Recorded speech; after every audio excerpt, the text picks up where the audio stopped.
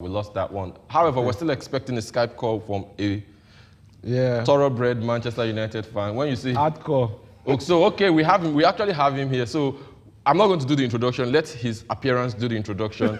Welcome to the show, Mr. Manchester United fan. When the viewers see him, they'll be like, oh, it's him. So as soon as we can have him on the screen, let's have him on the screen, and we want to have this discourse because his own story is very interesting. Yeah, very, very interesting. Very interesting. When we have him on screen, we'll tell you exactly what we mean. So Dickson, I was talking about family in the. Ah, there he is. Oh, there he is. Hello, Bala. Hello, Dickson. Hello, Austin. Hi. How you guys doing? Okay, so already you know the subject of discussion. Once more. Yeah, fantastic to have you here. In fact, one of these days you should actually be sitting in the middle here like you used to do. So, quick question now. Of course, of course. You're a thoroughbred Manchester United fan, and you, to be precise, I remember the day Ighalo signed for United.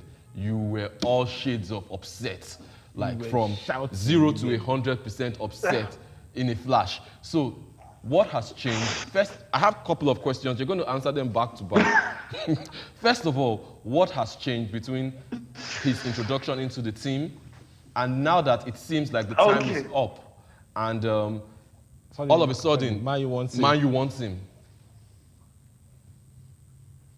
Look, okay, let me start from the beginning. Okay, first question about when Ighalo came to Manchester United.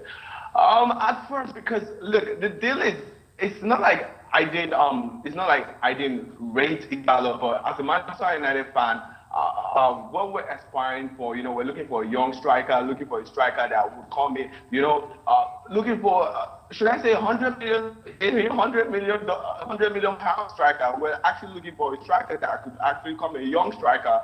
We'll be looking at the likes of Haaland, and the bagging in goals. We're looking at Timo Werner. We're looking at young strikers, but last minute we found out it was Ighalo that is actually like in his 30s, and I was really disappointed. I was really disappointed. Even if, to be very sincere, even if the Nigerian part of me was happy that yes, we have a Nigerian in Manchester United, but I was looking for a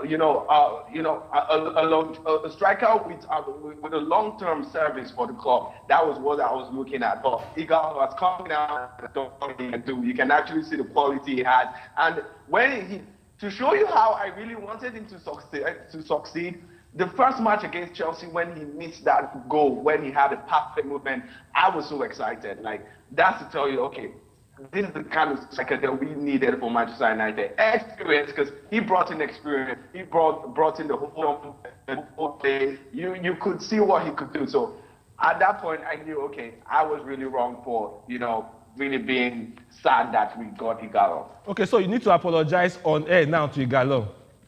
Wow. Oh, Johnny Ighalo, I'm sorry. Just yet.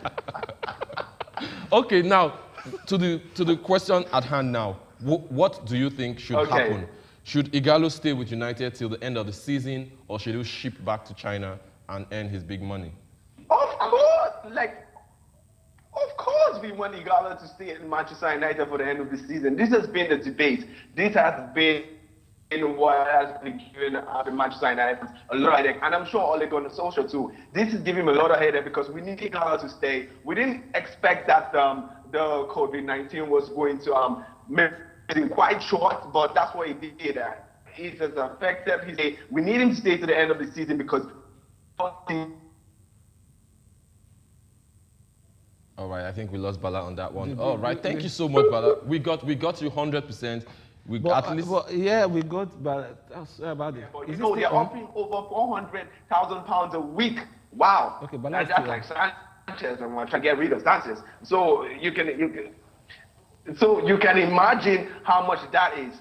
We want Ighalo to stay, but his club Shanghai doesn't want him to stay. They want him to come back, and I can't be selfish. He can't get an opportunity like this again at this age. Yeah. I don't know.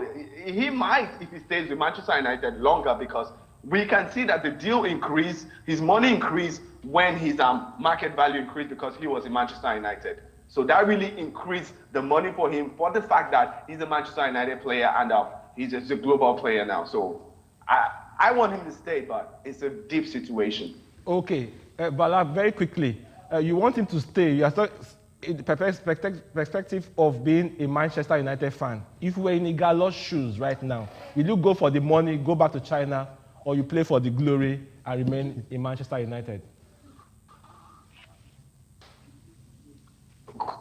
Quickly, if I was Ighalo, I'm a Manchester United fan. I started my career in Manchester United like a few months ago. I got a good goal. I got in some good goals. Yes, I never had a chance to win a trophy or lift a trophy in Manchester United. Okay, the question I'm going to be asking myself, is Manchester United willing to keep a hold on me? And like you guys said earlier, 20 million pounds. If Manchester United want to keep me, they should be able to pay 20 million pounds. If they can't, because if they pay like 20 million pounds for me, I'm not going to be collecting up to 400,000 pounds a week.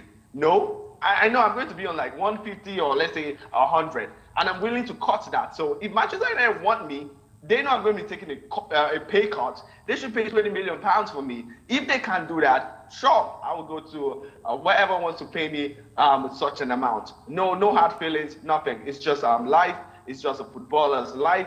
I'm 30. You're looking for where to make a fortune so you can take care of the family and all that. Thank you so much, Bala. Thank you. Apt points there. Thank And you I so appreciate much. your honesty and great one to have you on the show today. Yeah, thank you so much, Bala. Thank you very much. All right. All right, So DICKSON. good. Happy Children's Day, guys. Happy Children's Day to you too. God bless. All right. Okay, Bala said a lot, and for what I picked from what he was saying, Bala was too professional in his answers. In his answers. I know backstage. I know what you'll be saying again, but again, you also think about your family. Did they really like staying in China? The cities are different. This is UK and this is China.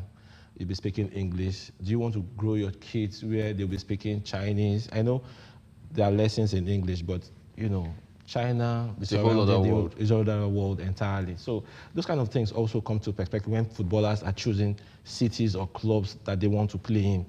You see footballers having deals in probably Italy that 2 times amount they are being paid, but they reject the offer sometimes because the family doesn't want to move. It happened to Conte. The family never settled in the